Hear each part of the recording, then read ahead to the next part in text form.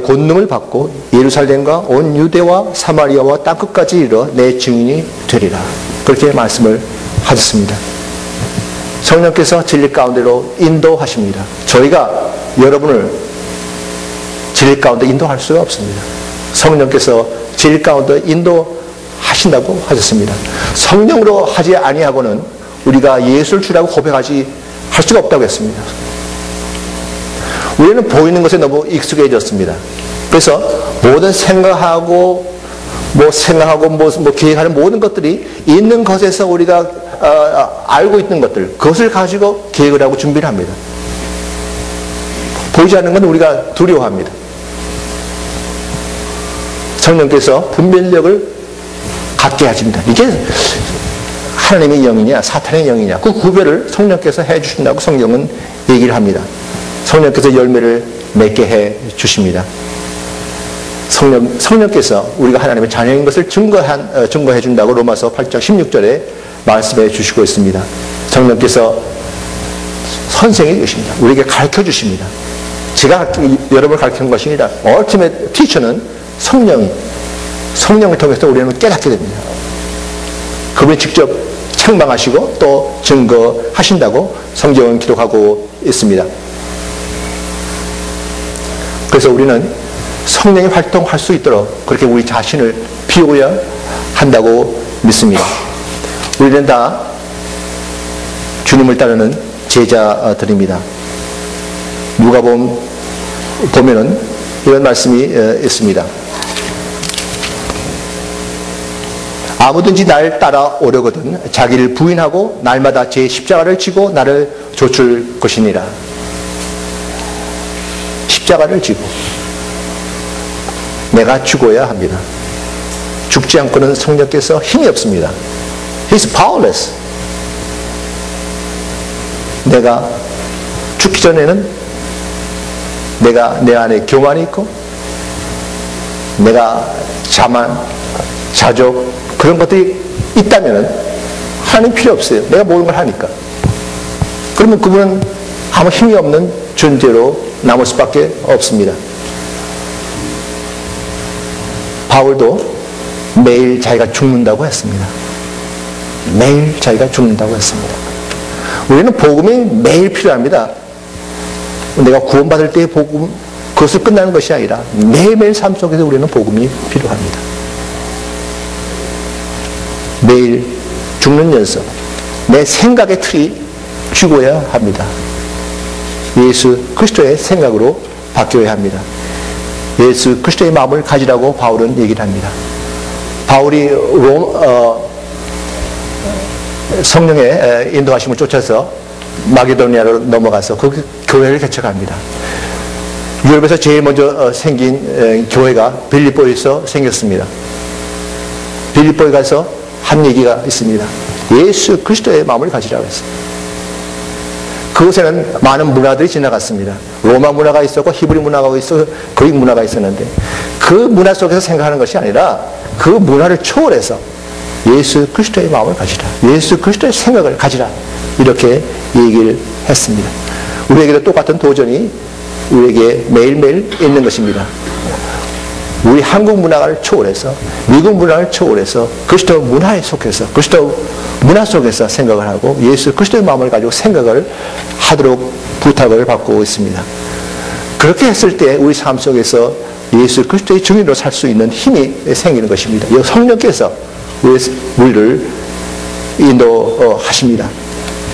내일 내가 죽노라.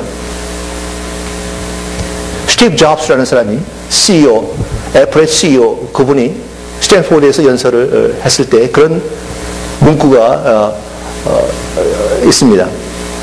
제가 그분 한 걸 내가 다시 한번 들어봤는데 Stay hungry, stay foolish. 항상 배고파란 말이죠.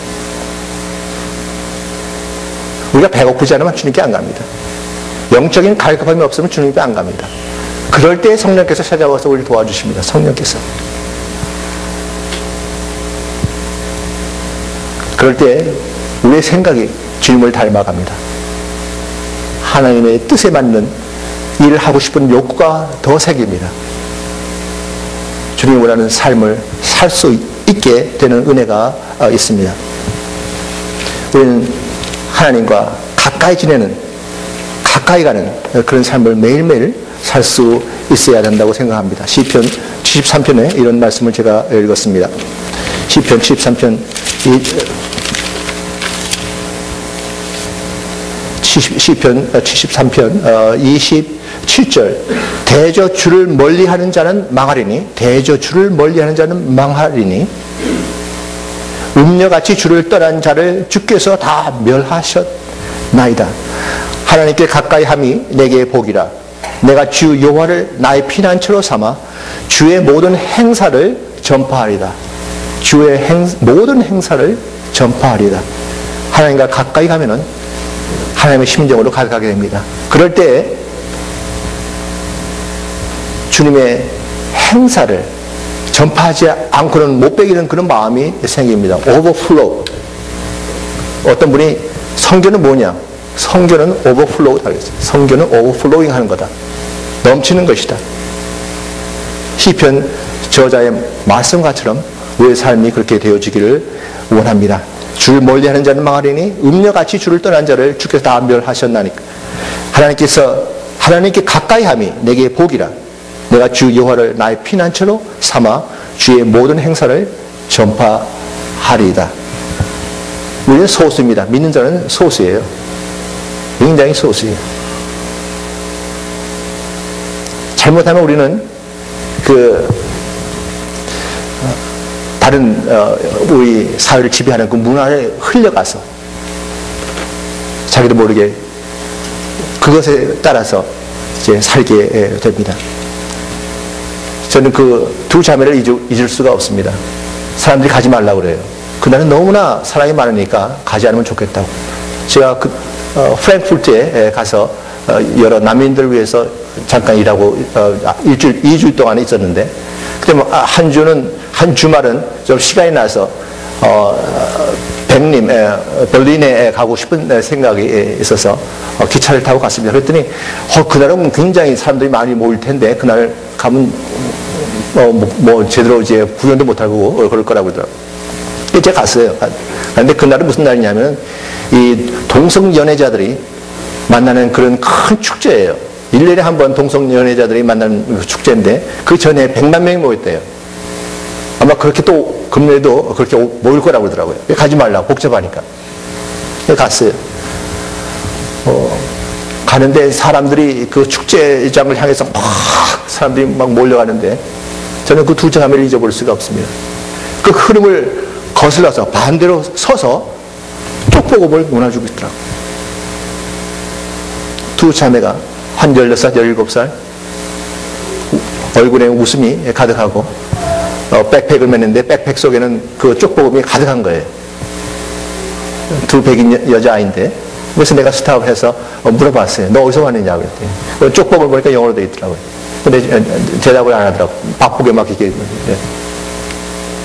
소수예요. 그 소수의 두 자매가 밀려가는 그 사람들의 물결을 반대로 서서 쪽복음을 맞추고 있더라고요. 그 사람들 지나간 자리에는 거리가 하얗더라고요. 그 종이를 다 버리고 왔기 때문에. 그래도 계속해서 쪽복음을 논아주고 있더라고요.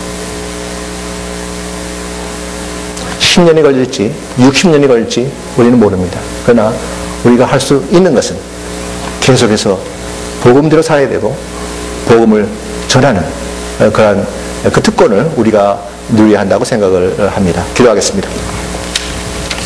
하나님 아버지, 오늘 말씀을 통해서 주님의 심정을 읽었습니다. 주님의 심정을 따라 살게 도와주시옵소서. 예수 그리스도 이름으로 기도했습니다. 아멘.